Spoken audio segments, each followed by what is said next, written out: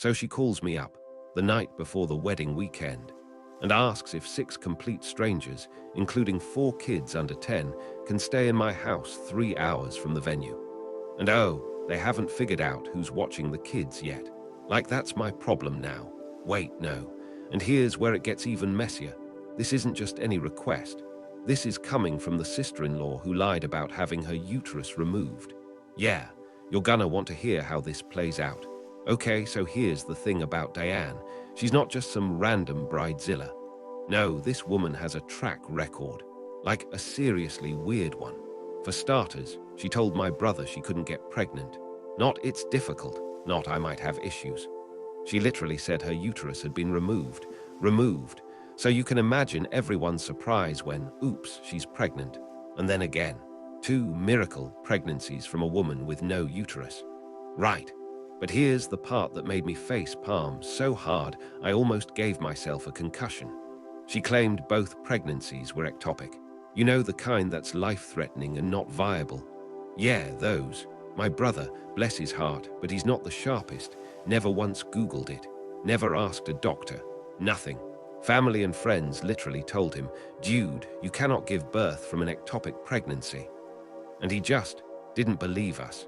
He works a lot, sure, but come on. Eventually he just said, "I love her and it doesn't matter."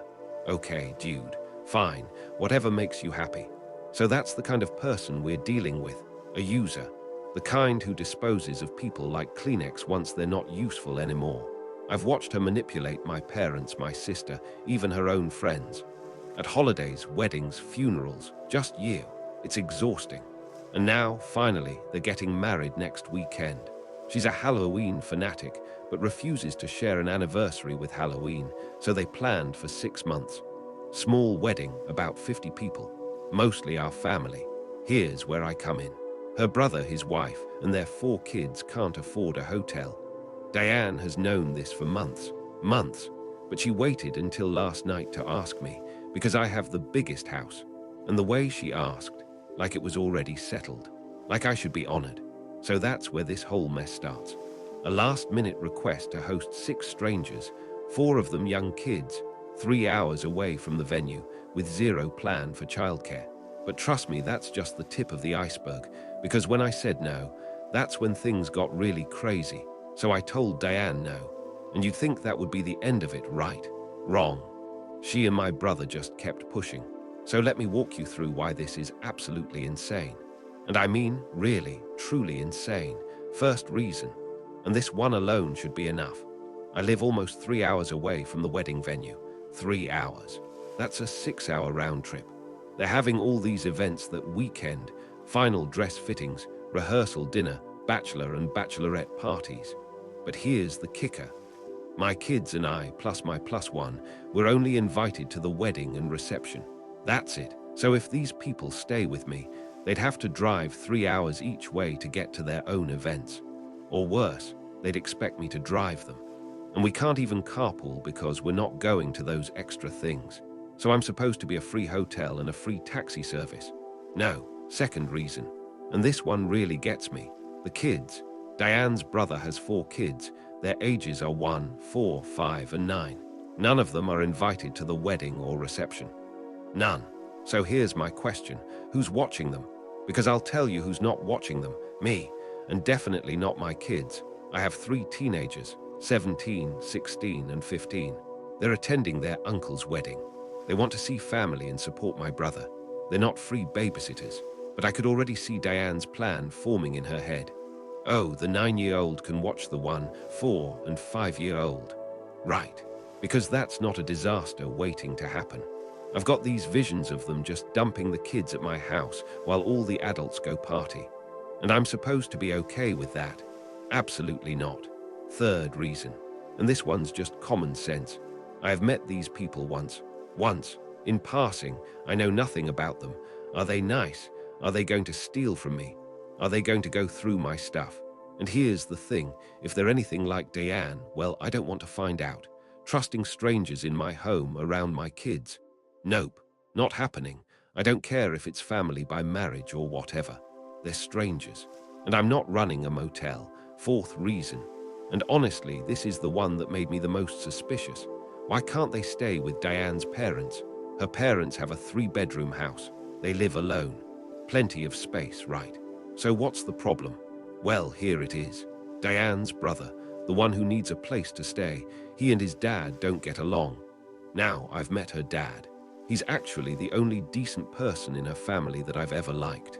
So if he doesn't get along with his own son, that's a massive red flag. Like, what did this guy do? Or what did Diane's brother do? Either way, it's not my problem. But the fact that her own parents won't host their own son and grandchildren tells me everything I need to know.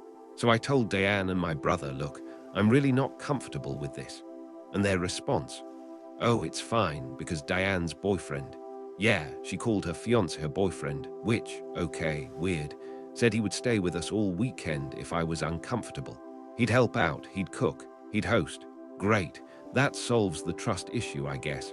But it doesn't solve the kid problem. And when I brought that up again, they said, and I quote, we're still figuring that out. Still figuring it out. The wedding is next weekend. You want me to host 6 people, and you haven't figured out where the kids go during the ceremony? No, absolutely not. So I doubled down on the no, because I could already see it.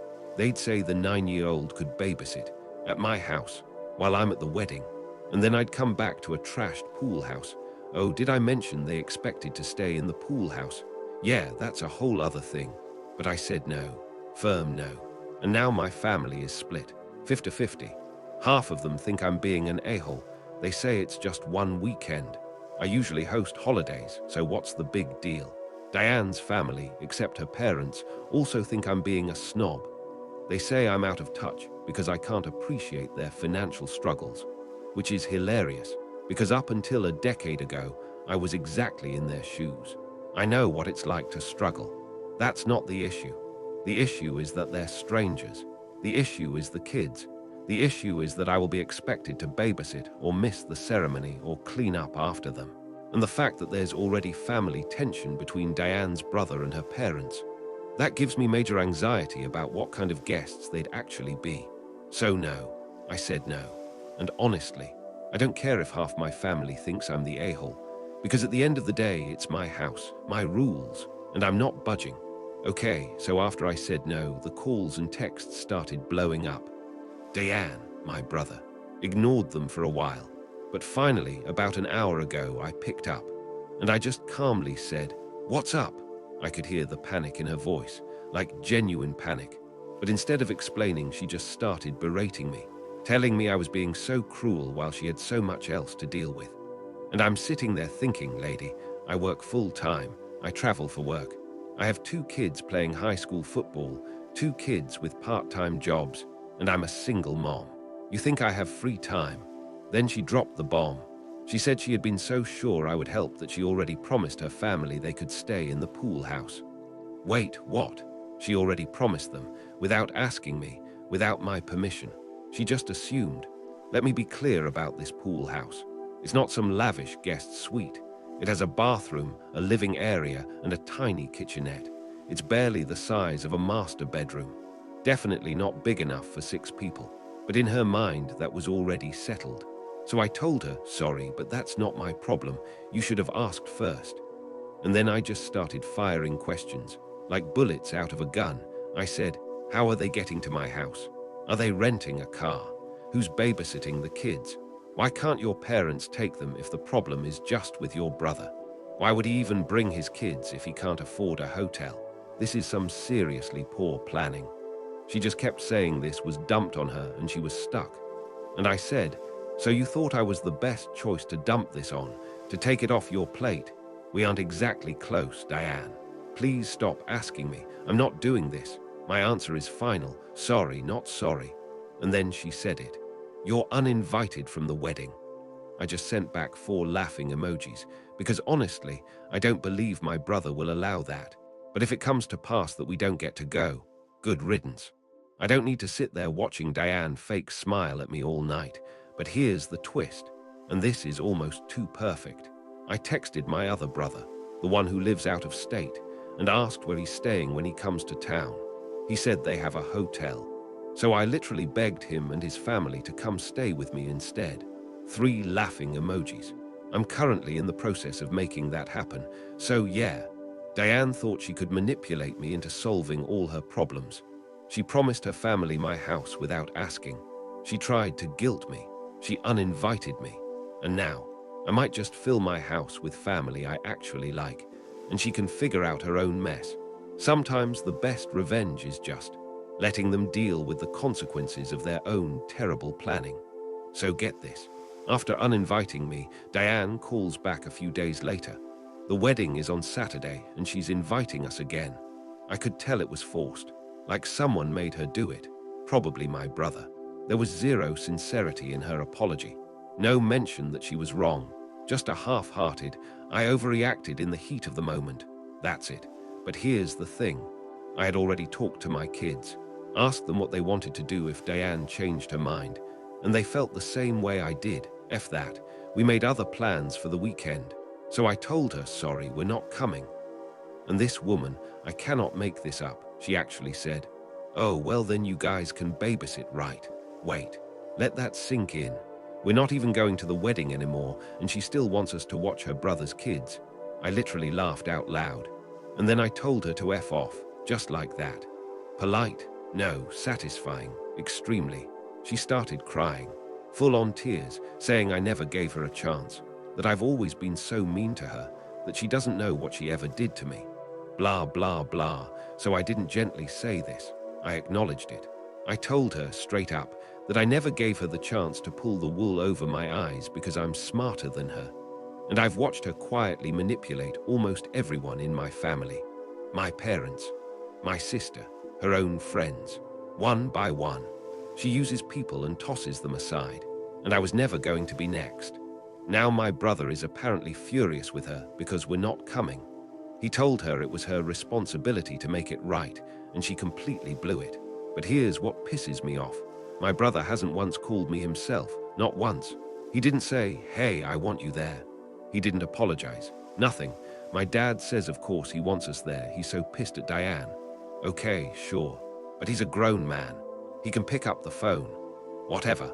Honestly, we're not sitting around waiting for an invitation that should have never been withdrawn in the first place.